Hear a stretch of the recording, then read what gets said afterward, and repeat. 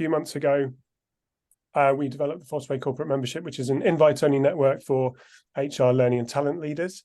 You get privileged access to the data, insights, and methodologies behind the 9-grid and realities research. And it gives you automatic booking privileges for our roundtable program, amongst many other things, which we'll come on to a bit later in this conversation with David Wilson. But now on to the Talent and People Success 9-grid. Research this year shows that usability continues to be a huge driver of HR buying decisions. According to this year's HR Realities research, only 1 in 3 HR leaders believe their systems are fit for the modern workforce. HR teams want change, but can the vendors in this space deliver the game-changing experience their clients and their workforce so badly needs? So, to address this, I'm delighted to welcome lead analyst on this research and Fosway Chief Insights Officer David Perring, as well as Fosway CEO and founder David Wilson, to dissect and discuss all the findings in this latest iteration of the 9-grid for talent and people success. A couple of housekeeping notes before we kick off. We'll have a lengthy Q&A session at the end, or well, rather actually most of the conversation. Do feel free to ask questions and use the chat whenever you can as we go along. I'm going to gather them up and ask them there and then. If it works in the flow, we'll save them till the end for our Q&A session. Post your questions in the chat. Please send to everyone. Do play nicely. Let's start with a bit of introductory content from David Wilson to tell us all about the provenance of the 9-grid and how this incredibly complicated research is put together. David, over to you. Hi, everybody, and thanks for me. Hopefully you can hear me okay. Sorry, we're just sorting out a couple of issues in the background to enable chat for everybody. So hopefully that's now working. So let us know where you're dialing in from today. That would be really helpful. We always try and cover off a little bit just for a few minutes at the beginning this, just to give everybody a bit of background on the 9-grid. So apologies if you've heard this before, but it's useful context, I think, for those that haven't, just so they understand where it comes from. Each of the 9-grids, and we have of which 5 main 9-grids in terms of the market segmentation and so on, is a result of a bit of a monster process in reality, running over a long period of time. Can we go back, please, Jack? The information sources we pull together each year are quite diverse. I want to emphasize as well is we basically pull this together each year, and in terms of things like our functional analysis and so on, that's always zero-based. We rebuild it from scratch each year, having potentially tweaked the functional model or the priorities and things we're doing. In essence, the dominant input comes obviously from corporates and customers around, particularly from our research network, so the organizations that we've engaged with on a deeper basis for a longer period of time. We also run public research and survey activity. And then obviously we run a whole series of activities with the vendors, including independent vendor briefing, structured data capture, including detailed functional spreadsheets, non-functional information, customer referencing calls, and so on, and things following on top of that. So it's a bit of a, as I said, a bit of a monster process, and it's a multi-year process to build the start of this, as well as obviously refining it as we go. Next. One of the things we get asked quite a lot is around who gets to go on the 9-grid and why is that? So effectively, the simple logic is really based on when we look particularly at our corporate research network organization, so 200-300 companies that are often been engaged with these topics for quite a long time. The key question is, who are they using, obviously? Who are they actively using now and have done in kind of recent past? Who are they actively considering? So, for example, obviously, if they're looking at new solution areas, if they're looking at replacement, they're in an RFP process, who's in that shortlist, etc., who they're considering. And constantly, we're also then looking for what we would call innovator companies. So typically, companies that are potential candidates to be in that list quite quickly. And obviously, we've been looking at this for a long time. So we've got pretty good at judging the organizations that we see as becoming disruptive in that corporate buying process. So they have the potential to be in either of those first two boxes. The key thing is basically it's not a pay for play environment. Your vendors can't buy their way onto a 9-grid. and it's disconnected from any kind of vendor services we may provide. They also can't decline to be included. They can't buy their way off it either. It's purely based on relevance, as I said, to that target audience, the target, and typically our target reader. The other thing is to say, it's important to say, is although we get a whole stream of input from various sources, vendors, corporates, references, briefings, etc., the dominant view that really shapes the way we see it is what the customer says. So it's actually the corporates themselves, and in particular when you start looking at things like, around the performance metrics and so on, when you're looking at potential, thinking about who, typically as you go up, who are the larger organizations actively considering using, what's their view of them. We get a lot of vendor input and quite a lot of deep vendor input as well, but that's actually very much a secondary process which we use to cross-validate assumptions, e.g. around roadmap or acquisitions or things that we kind of might not get back from necessarily directly from the corporate. And we're using it to also obviously sometimes add some granular detail around it as well. So the corporate view is the dominant view, and things like, customer advocacy and so on will always out-trump sales performance to some degree in terms of the way we rate things. So in summary, we have lots and lots of information, hundreds of, typically tens or hundreds of thousands of line items of different pieces of data and insight that we're trying to pull together, pulling all that together to provide obviously the overall analysis, which becomes the 9-grid.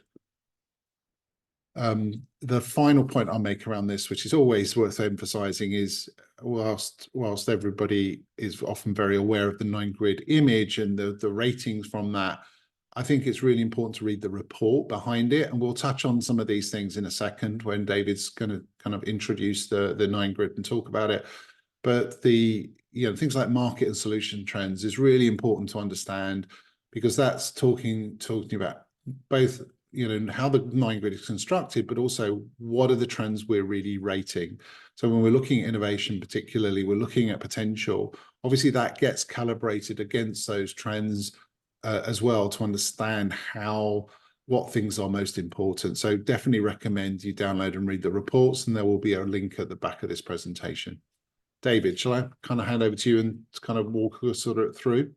Yeah, sure. So it's probably worth putting into context that we've been looking at this particular part of the market space under various guises since 2015. So our very first 9-grid was around integrated talent management. And that's almost, 8 years ago. And what we've done over that time is evolve the category significantly, so that actually embraces maybe a view less of talent management, but more of talent enablement, and thinking more about talent and people's success. So it's not necessarily a universal perspective, but it's a way that we've wanted to try and almost educate the market a little bit to think beyond some of the traditional processes. And it forms part of a categorization. So when we do our profiling of the marketplace, we look overall at the HCM or the cloud HR market, and we've got a 9-grid which covers that. When we do the profiling of talent and people's success, we also use effectively a subset. So we're very aligned around the profiles that we create for the cloud HR 9-grid and the talent and people's success 9-grid. So we're able to compare potentially, and this isn't in the grid, across the entire HR ecosystem view. But what we have here is a representation of how we look at the HCM market overall, look at employee experience as being one of the wrappers around the solutions and people analytics, a whole intelligence layer that supports that, and integrations across individual systems and many systems. Typically, the things that are in the darker blue in the center, organization, people, skills, workforce, service delivery, and payroll, are the things that we'd pretty much call out as being core HR. And then the elements, the other hexagons around recruiting and onboarding, learning and development, career mobility and marketplace, performance and feedback, engagement and well-being, and reward and recognition. We tend to focus on those lighter grey areas as being the focus for the talent and people success grid and analysis that we do. So So just to sort of retouch on that point, we started off in 2015 with a view of integrated talent management. And what we've tried to do, and pretty much this was something we reflected on 4 years ago, I believe, was this transition to new differentiators for talent. So on the left-hand side of this diagram, you pretty much have what you might call the traditional labels around people processes, things like workforce planning, talent acquisition and succession planning, internal job boards. I'll flip through some of these: performance management, appraisal, onboarding, compensation and benefits, employer brand, competency and capability management, and HR metrics, right? And what I think we wanted to do is reflect on the point that these are foundational. To some extent, most of these processes aren't going away, but the way that providers, but also buyers, are looking to evolve as organizations and HR functions is to embrace maybe this column in green, which is maybe more current, more dynamic, a little bit more agile. So thinking about not just about workforce planning, but thinking about agile talent allocation. So how do we become more flexible and more responsive to allocating talent to the right job, or having the best people doing the right roles at the right time? And actually, that's maybe a different step beyond workforce planning. We can go through this, and I won't dwell too much on here. But I think it's just worthwhile thinking about this sort of shift, even from roles and responsibilities, into thinking about projects and skills and outcomes as how organizations increasingly organize work, thinking about the transition to say, well, training is foundational for many organizations, but how we support learning through work, how we develop skills in the workplace, how we support not just appraisals, but a sense of continuous mentoring, is this sense of evolution around the integrated talent management space, as we would have called it in the past, into this sense of new differentiators. And I think what we see to some extent is the traditional platforms focusing on the left-hand side, and increasingly the more innovative solutions thinking about the areas in green, thinking about not just equal opportunities, but proactive inclusion. How can we make the most and give a lot of opportunity to those with caring responsibilities, for example? And this sort of transition from competency and capability management into skills inference, and maybe a sense of total people insight, understanding their aspirations, where they want to go, and their best match in organizations as the organization itself evolves. So that's really quite important transition. And yeah, we've got to the next slide, Jay. You did time that perfectly. So what we've done this year is pick out the 9 grid, and this is the 9 grid for 2023. As David said, this was pretty much a 6-month process. For those, again, without wanting to repeat ourselves too much, but for those who've not necessarily been orientated to this in the past, it's worth explaining the dimensions of the model. We do have reports on our website which explain all the different dimensions of potential performance, total cost of ownership, and trajectory, which is represented here. But if I start just in terms of potential is really the opportunity to provide solution value to large enterprise corporates. Predominantly, that is the lens for the 9 grid. And really, it covers a sense of both scope and sophistication. So what range of functionality can the solution provide? And also, how sophisticated can it respond to the demands of more complex organizations? What's also here, I suppose, in the sense of that increased potential, is the service footprint. So organizations, because we take effectively a mere global view of the market, ones that have a stronger footprint in Europe and EMEA tend to get a sense of stronger potential if they have an operating unit and support and service elements that are based in this region. It's not to say that they don't value other bits, but that's where we start, and then all the other regions become icing on the cake. On the performance side, going left to right, we pretty much have the sense of, for vendors, do they get shortlisted primarily through European buyers? Are they on the list in the first place? Do they get selected? And do they keep their customers very happy in terms of the service and execution and the outcomes they're able to deliver. And that gives you a sense of maybe more emerging providers, typically sometimes from the US, being on the left-hand side, who've yet to break the European market, to those who are maybe more globally resilient, maybe more globally successful, especially with that EMEA edge being more on the right-hand side. So we're seeing that sort of overall sense of success from clients, and that's those client conversations that we run provide us with some really solid input into that, as well as with some survey elements. Thing to also pick out are the shapes. For the circles, we pretty much call those out as being suite solutions. They typically offer 3, 4, 5 elements of the employee experience from a talent and people success point of view. Those that are squares are typically specialists, which narrowly focus on maybe a tighter set of functionality.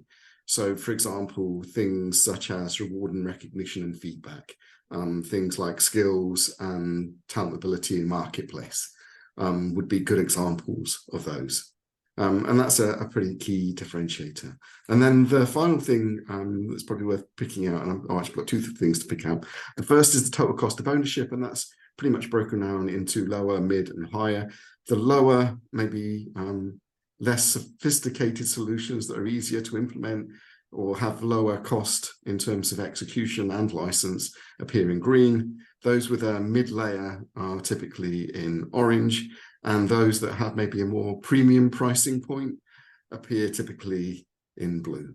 And that's the thing. Now, the only other thing I need to mention is the sense of where they are in the grid. As David said, there's a sense of trajectory, and we benchmark that to every year. So we're trying to get a sense of, compared to last year, how well are you doing? How well is an organization growing its potential, either through adding broader sets of functionality or richer sets of functionality? Maybe there's elements of acquisition, maybe there's service footprint within there, and sometimes all of the above. Along with, are we seeing them be more successful in Europe around customer advocacy in particular, but also the win rates and their growth in Europe as well. So those on the right-hand side of a box, be that the strategic leader or strategic challenger or potential leader, if on the right-hand side we see them growing in performance, becoming more relevant potentially to enterprise customers, and those customers enjoying working with those providers. And what is probably worth pointing out is, to some extent, everybody on this grid is looking to be successful. Everybody is a good, solid partner, but there's different things that you may need to manage in terms of the relationship. Maybe sometimes it's the maturity of that provider working with large enterprise clients and their experience of how the processes work, the speed with which those large enterprises work with implementations, and some of the configuration of how they bring it into their organization as well. Those might be good indicators. So that's a broad view of the sort of placements of people into the grid. Those in the top right aren't always the best match for organizations. It's all about your ability to cope with the amount of potential that you're being presented with as a buyer, the depth of your pockets in terms of what you can afford, and whether you want to work with more of an emerging provider or somebody who's got maybe a longer track record, but maybe is also stressed by the volume of customers that they have as well. So those are a number of things that almost buyers need to manage. Within here, what we also have is some key headlines from the report, and we've picked out 4 of those just to give you a sense of some of the flavour. And as David said, it's really important to have a flick through the report. We won't go into some of the stats that we picked out of our HR realities survey, which we included in the report too much. I don't want to drown you in stats, but there's some really nice things that give you a sense of some of these headlines. So the first key headline is there's been really strong growth within this talent and people success sector or segment of the marketplace. Despite market uncertainties. So we've had some pretty strong economic headwinds, And it's not unheard of for some of the providers in here to report 30% revenue growth, despite the fact that around half of buyers maybe are feeling some pinch to consolidate their platform.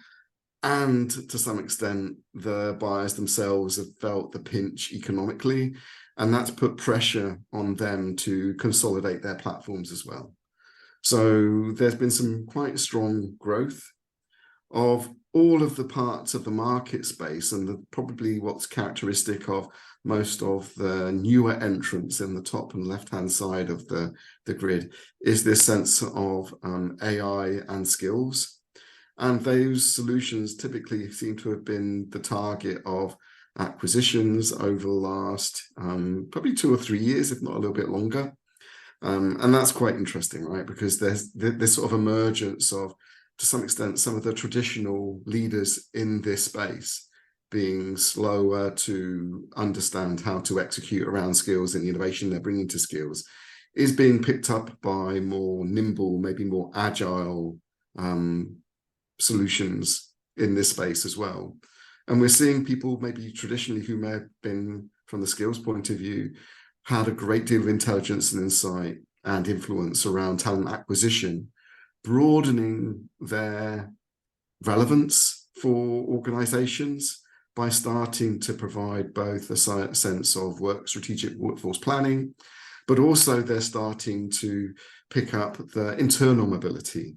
And there's almost a sense to some extent of these organizations looking at total HR resourcing. So it's putting the resourcing back into HR in a way that maybe we hadn't had that as an emphasis until recently.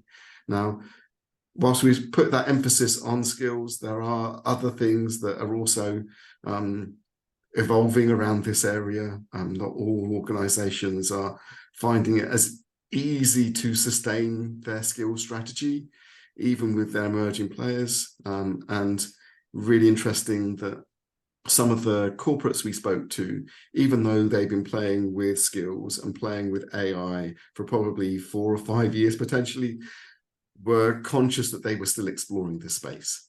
So it's quite a dynamic part of the market space, but it's where we've seen maybe the arrival of Beamery, who were here last year, TechWolf are new, HR Forecast, Rejig, 15.5 appeared last time for the first time, Talent Guard appeared last year, Nearbrain have moved up, Talent 365, Phenom. A lot of the specialists that are pushing into that strategic layer have that skills angle, and that's quite an interesting evolution. As John mentioned earlier, the people experience and usability is critical, and people are thinking or rethinking their view of, I suppose, that whole area of talent and people success from a performance point of view. So it's not just about repeating the same old HR processes. People are looking to innovate.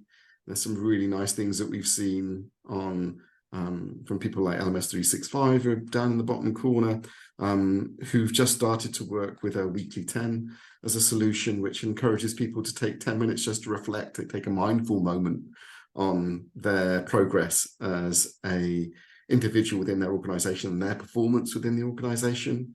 So that sense of what does a great people experience feel like, especially when organizations are increasingly working with a hybrid workforce and have maybe a mix of people in different locations at different times, working at different projects and still working that through. The final thing just to pick out is just this sense of that AI is coming. And at the start of the month, Microsoft launched their Copilot within Microsoft 365. Microsoft have been in this space for a while, since they effectively acquired LinkedIn, which had bought Glint, but they also bought Ali.io, which has turned itself into Viva Goals. So the sense of, I suppose, Microsoft focusing on this segment of the market, think about how they drive better work with individuals as well. I think we're into a little bit of a moment of truth. People are going to start to see generative AI form part of their working lives more and more proactively. I'm sure if you're an Outlook user, you're already used to seeing it suggest words for your emails. We're seeing some of the leaders in this space, including people like Eightfold and amongst others, use the AI to start to help augment the intelligence or augment the experience that individuals, I suppose, from the HR point of view, in terms of how easy is it for me to create an offer letter. These things are emerging to be supported tools, and whilst we call out Microsoft as maybe a significant change and maybe a moment of truth around, is a co-pilot really valuable, or is it just an irritating paperclip that we saw back in the 1990s? We shall see, right? But there's a lot to get right. And I think one of the interesting things around this overall, when you think about AI and co-pilot, is the bubbling up of specific intelligence or intelligence tools within each one of these areas. And people are bringing their own algorithms and their own AI and machine learning within their own discipline. And that, I think, is one of the challenges for some of the suite providers, to think about how they keep up with people who are very deeply immersed in getting their part of the employee life cycle correct. So there we go. I was going to say, David, I don't know if you wanted to add anything overall from your perspective into the 9-grid,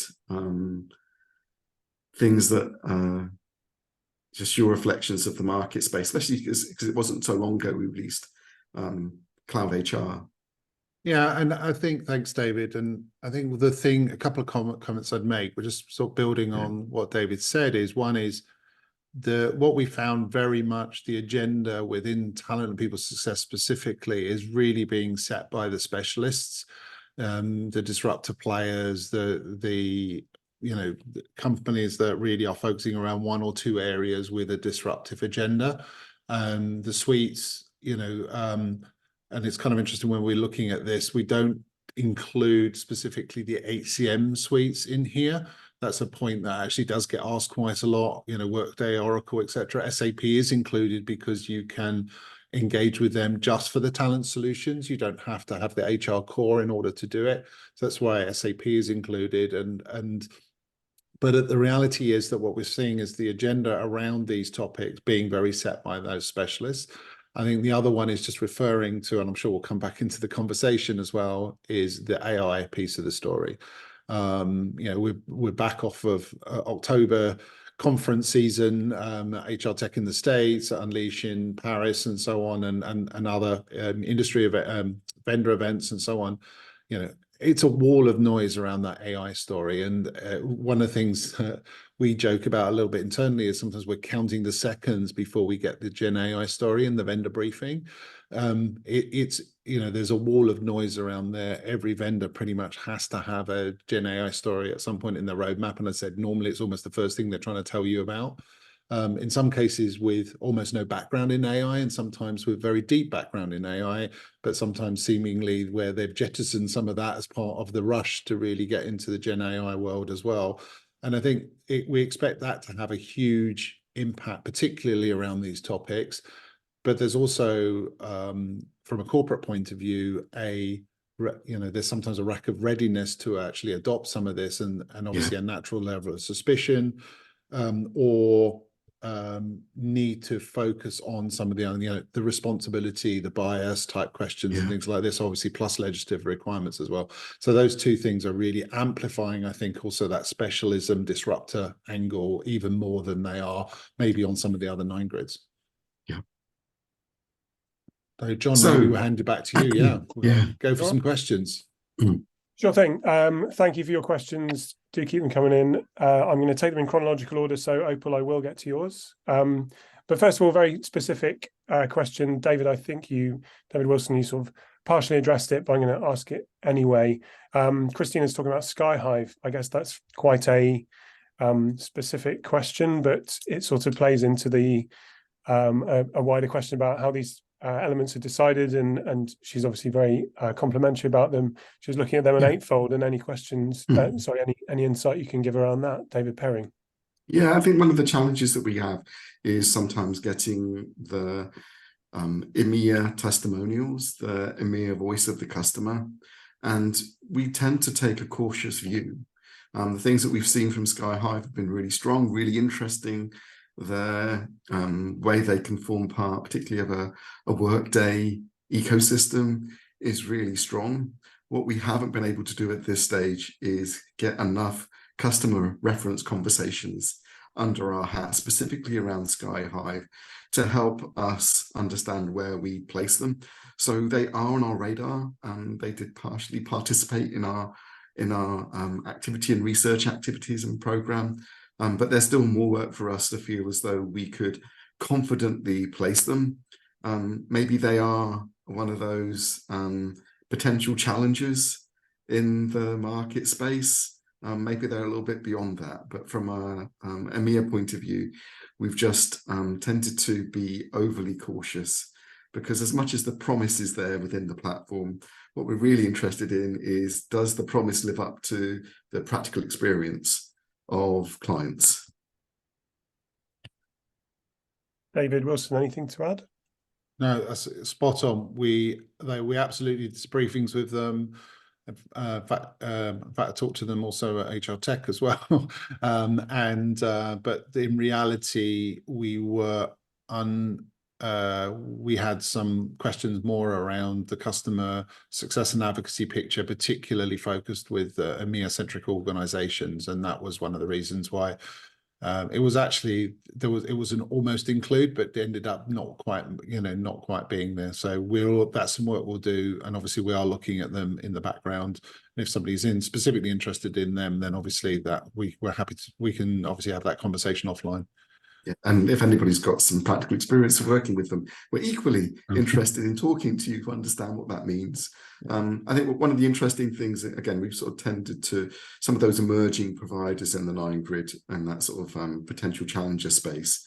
They sometimes have a stronger track record in the US, and we're just waiting to hear more of that EMEA story from this end. Yeah. Sticking with Christina, one more question. You talked about transition from competence management into skill inference, and she asks why would we not still need both competency and skill depending on the discipline, such as development versus recruitment. Skill more granular than competency, perhaps. David P., what do you think? Yeah, I think it's an interesting one, right? Wherever we go in any organization, the hot potato is, what do we call skills? Do we call them competencies? Do we call them capabilities? Do we call them skills? So it tends to be quite organization specific around how that tends to play out a little bit. I think one of the things that we've tried to think about is always the things on the left-hand side are maybe more foundational. So actually understanding capabilities, having a sense of what that means in your organization is really important. What we've seen probably over the last 3 to 4 years is this focus on skills. And I think it's interesting, right? If I gazed into a crystal ball and said, by the time we get to 2030, will we still be talking about skills in the same way? I'd agree with Christina in terms of, I think we're going to end up at another granular layer around skills, because ultimately it's the skills in context. Can you do a piece of work for me? Be that handle a complicated press briefing with cameras rolling as part of your communication skills, rather than just having communication skills as a general bucket. So understanding the context and people's expertise in that context with a skill, I think, is where we're going to get closer and closer to. But even to get many organizations to understand and talk coherently around skills, agree what the skills ontology is, how they're going to keep that up to date, how they're going to track the market overall, as well as their people, the implications for strategic workforce planning. Many organizations are still in the early days of trying to understand how they execute that and take it almost as a strategy for HR to the C-suite. And that's been quite interesting, that sense of skills being a catalyst to hold up a mirror to an organization and a senior team to say, we've got these business plans, we've got this sense of direction, this is what it looks like, right?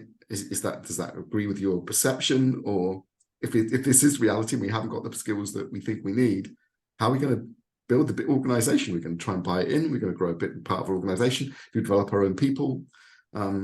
It's a formative area. So I think we're still seeing that come together. I think the other thing I would add to that, though, is that I think to some degree, competency is more of an L&D construct, and sometimes it's actually obviously a compliance construct as well if it's tied into certification. Whereas skills is more of a wider paradigm shift, I think, really. And what we're obviously seeing many organizations do is basically move away from role descriptions towards focusing on skills as sort of the basic currency, almost the language with which they describe talent. And that is impacting all parts of the employee life cycle, from recruiting across to learning, development, career, everything else as well. And I think that's the challenge around it in some ways is it an HR only still thing, or is this something that the business really understands and values? And in particular, going back to a point David made earlier, which I don't think we can emphasize enough, is does it drive business outcome? And that's actually a really interesting question as well, because if the only evidence we have of skills is HR evidence or learning evidence, then in reality it's insufficient.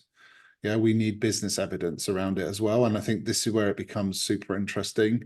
And you know, what we're starting to see that impact is the skills intelligence engines now, which are moving away from really just looking at HR data, recruiting data, you know, resume parsing and skill associations with course completions, and looking at you know, work evidence of work, right? And I think that's a really important shift as well. Competency, I think, is really in a different kind of discussion language. We still find some organizations that use both constructs, but in reality, I think that wider skills shift is a much bigger paradigm shift, really, that is probably dominating, partly not least also tied into the AI story, right, as well. That's also a big piece of it. And I think there is a link to that sense of strategic workforce intelligence. So what do you really know about your people, and how is that impacting your people strategies in terms of the employee experience, but also what you do to have the best people working for you on the right roles at the right time? We're pretty not necessarily great at doing that. I had a great presentation from one of the guys on the grid, and they were saying we know more about somebody on day 1 than we do on day 10, day 30, day 90, day 365, whatever. And actually, I think there's some interesting opportunities in there. Thank you. David Wilson, you talked a little bit earlier about AI disruptors kind of driving the agenda on this 9 grid. Opal has asked a kind of an auxiliary question about the weighting of whether that kind of impacts potential versus performance. I don't know if you could talk about some of the methodology around that. Well, I mean, a couple of points. I'll do it the other way around. I'll answer a little bit, and then David can add to it. So, I mean, first of all, we upgraded the functional model for both cloud HR and for talent and people success this year to embed a lot more AI related kind of functional criteria within it as well, both embedded within the kind of functional specialism areas within it, but also as a whole section, right, in terms of looking at intelligence. And when David shared the HCM model earlier, you know, there was actually what we call an enterprise context layer around intelligence that was built into there. So that actually got upgraded a lot. Effectively, when we're looking at potential, what we're looking at is an element of that is about functional capability, but it's also the functional capability to serve whom, right? So increasingly, as you go up a 9 grid, the audience, the target for that becomes larger and more complex enterprise organizations a little bit. And how do you live with them? So functional capability is only one piece of the potential curve, because as David said earlier, it's also about, you know, ability to execute, service capability, and everything else as well. So AI has infected all of that in the sense that we've built more AI into the functional model and are asking questions about it, and in terms of doing it. That's one piece. I think the other side of AI is around things like market performance, in terms of who is able to use AI in order to be able to drive a sales proposition, appear on shortlist, and potentially win business. So in some ways, it's quite correct to say that the AI started to impact both dimensions, not just the what is possible and the potential value that a company can deliver to a customer, but also who is able to win and execute faster. The one thing I think we would add, and this is probably true across most of the 9 grids, is currently the story massively outweighs the reality, right? So there is a huge amount of hype around within this, and it's not because it won't happen. I think it's absolutely inevitable, and it's already being built in and bolted in to it. It's also being used as part of obviously service execution, not just in terms of functional capability. But the reality is, for most of the vendors, it's still incredibly early days, and for a lot of the corporates, as I said, they haven't even necessarily enabled all of those things, or are reserved about doing it. So yes, I think AI is clearly part of both the potential thing, but also it potentially will drive to some degree market performance or the ability to drive customer success. And I think in some ways that's also the secondary angle nobody really thinks about, is how does the AI not just help determine what you ultimately can do, but how successfully and how fast you can do it, and go through for it as well. I don't have anything to add to that, to be honest. I think David's covered that perfectly. Yeah.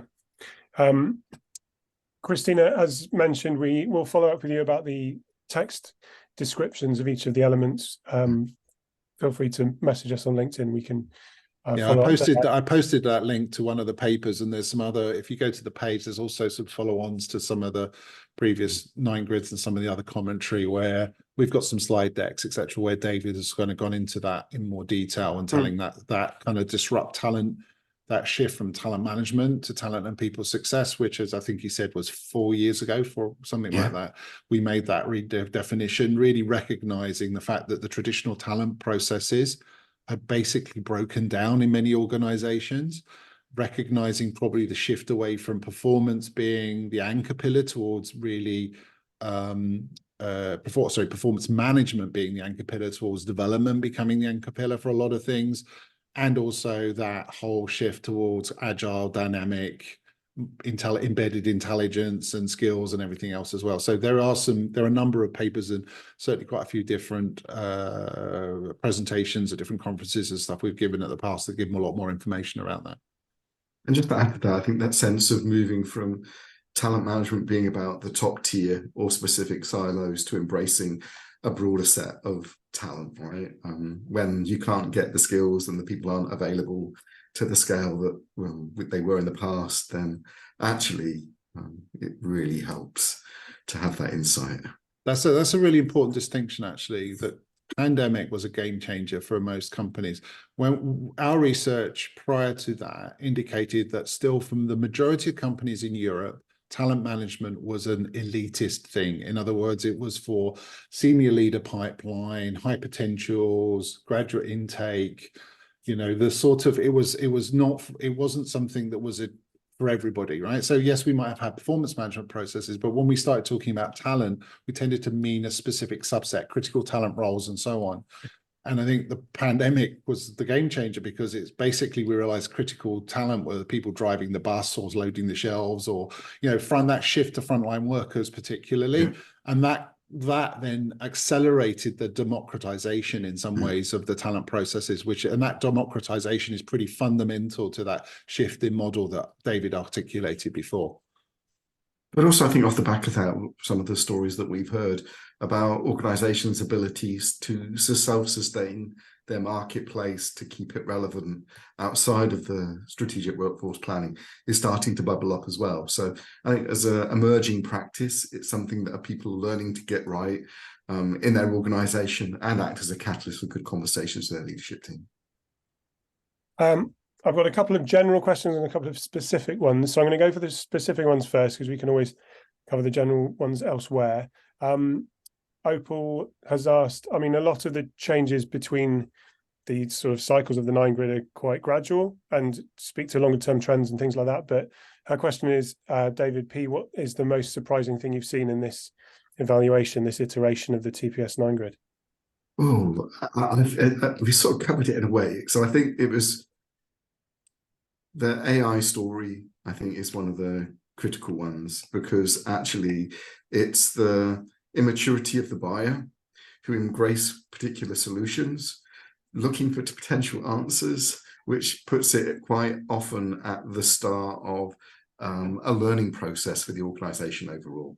So I think overall there is something, in my view, that quite often organizations are still learning to get this right. And I think that's quite surprising almost, that we've jumped into skills, and there's some great stories, right? Of this is progress that we've made, but are we able to repeat that on an ongoing basis? I think that's one of the key takeaways. But also I think just the sense of the importance of having a really good quality employee experience and what that means in the context of your business. Again, some of the interesting conversations we've had with buyers comes down to how well they have worked with senior stakeholders to get effectively buy-in and permission to do something new. And so this isn't just about a system process, it's also about a people and experience and change process, and trying to get a view into that is quite often the interesting thing, right? Because sometimes you think, oh, they must have had all these ducks lined up, they must have had really strong KPIs and strong targets for what they were going to do. And sometimes that is not necessarily the case. But the progress they make from exploring is huge, right? Because you don't necessarily get it right first time. That's the thing I'll take away. I think that was enough. And I think the another speed, one, maybe, sorry. as well. Sorry, I think the speed, you know, the other thing I was going to say is the speed with which all of the vendors have had to non-negotiably pretty much have a Gen AI story, number one. And then the other one is how fast the Copilot concept is infecting the supply side market at all. So, you know, that influence from Microsoft around it's not just obviously what Microsoft itself delivers, but the potential for us to almost relocate, where it's kind of interesting when you think about the obsession we've had before in the past about user experience or the UX of applications. Yes. And the potential for us to never, ever have to look at the application, because it, you know, we're basically accessing it through some kind of, you know, Copilot type experience or natural language interface embedded somewhere else. And only ever go to the system when we're trying to do deeper functional activity. That sort of shift is difficult to underestimate the speed with which that's happening. I suppose if there was something else I'd pick out, I think there is something about that sense of employee engagement and the need to almost use HR to create a culture of high performance. And I think sometimes with the conversation almost being drowned out by skills and AI, we need to refocus also on what drives success in organizations. And that probably a lot back to performance management, feedback, relationships that we build now at distance, probably more frequently than we used to. Thanks, David. You mentioned the pressure to consolidate. This is a kind of a tricky spin on one of the trends, which is I think you've seen it in the chat probably. Companies feeling pressure to consolidate. This from Sarah. Do you think, if any, there are primary reasons that companies decide not to do this, despite market pressures? Yeah, it usually comes down to the quality of the experience.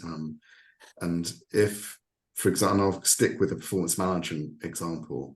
If we go to a core platform that people don't use, that actually doesn't drive the right performance management and performance and feedback behaviors, then that quickly, quite often, means that other parts of the business outside of HR find alternatives if they have a passion for performance.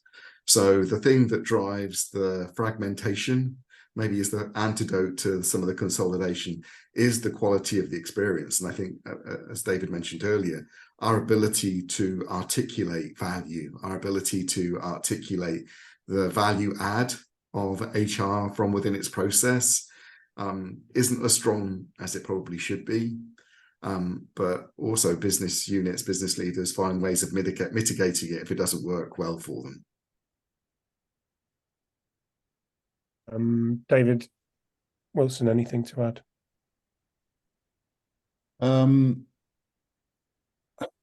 No, go on, move on. Okay. I'm sure I have, but I'm just conscious of time. Yeah, we've got 5 minutes or so, maybe a little more. a more general question, then I'll come to you on David. Jack asks, how do we conquer top right syndrome? We do often talk about that every box on the grid has value, every section. So a bit more about communicating positioning on that. I think some of it comes down to, some of it's about your own organization and understanding what a good match means and your own criteria about what you're looking for within a partner. Just because somebody is outrageously successful in terms of their revenue and presence within the market doesn't necessarily mean that they are a key innovator. So what I would suggest is, if you want to avoid some of the top right, think about your ability to want to engage with innovation. Not everybody does, but lots of people do. Think about your cost, because typically those are the higher levels tend to bring a higher level of total cost of ownership. And that's not just the license fee, it's the effort that you have to put into managing and configuring the platform. So those things are really important. I'll probably also pick out the ability to find somebody who thinks like you as well. Sometimes you need to find a cultural match for you in terms of your partnering as much as a solution match. And maybe it's unfair to say, but I think that maybe as a broad characterization, this is 100% true, that those in the top right are sometimes the more mature players, and they can be maybe a more stagnating phase. Maybe they've reached the pinnacle of their market presence. So the ability to get somebody who wants to go above and beyond for you as a provider. Sometimes the ones on the left may be a little bit hungrier, a little bit more enthusiastic, maybe a little less controlled. But that does bring some overheads from you as a buyer to manage some of that lack of structure, to access some of that innovation. I've got a vision of all the vendors that are in strategic leader going like, no, how can you say we're not like them? I think the key thing always is, can you afford to be top right?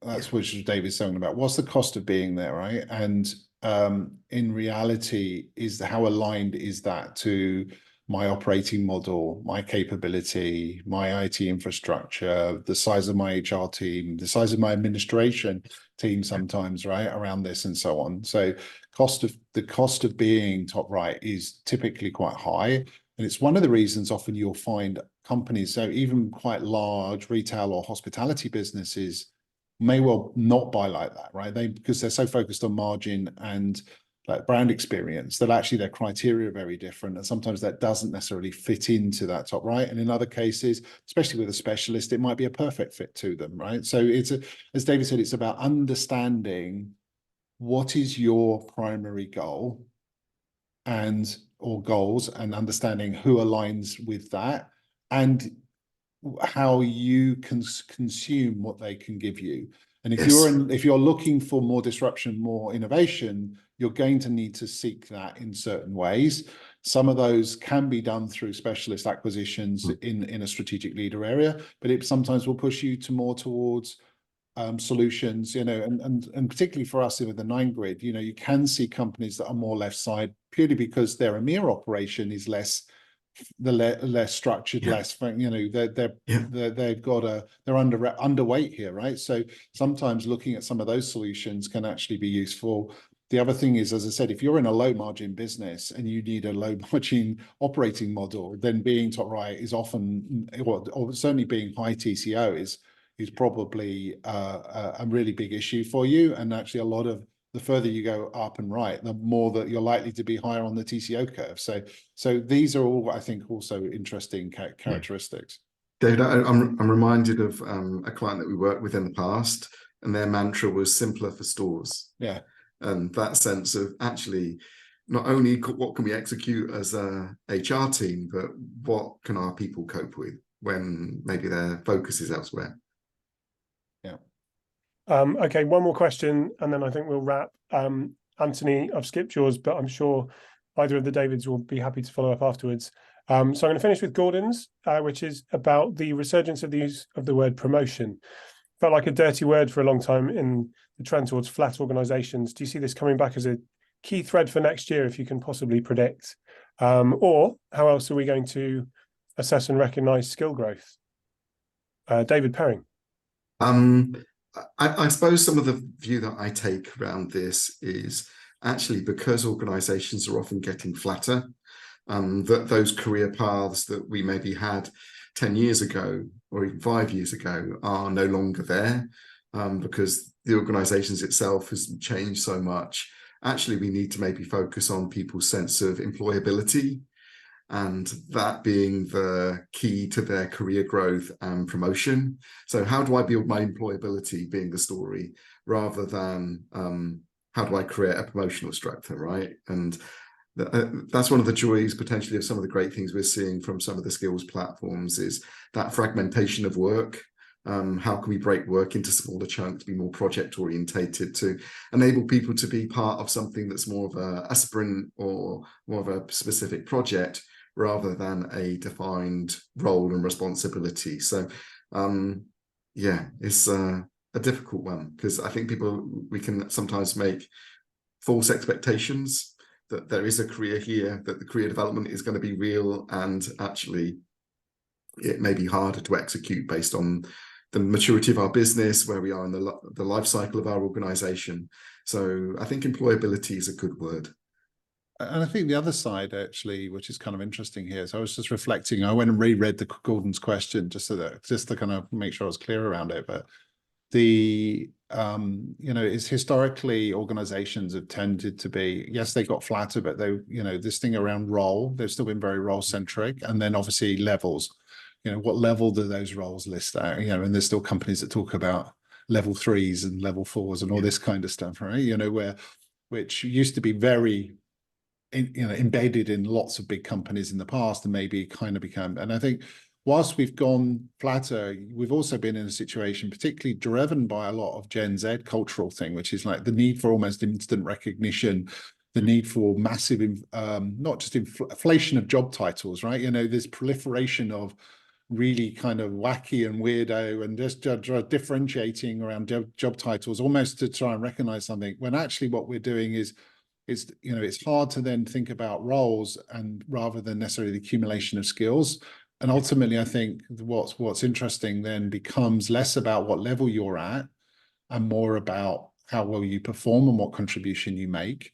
And then ultimately your ability to optimize, and the company's ability to optimize that out from you, and how they recognize it. So it may well be that we don't end up with level inflation, if I can call it like that again, or a proliferation of it, but we need to find ways of recognizing people and difference through alternative. And so pay and even job title may become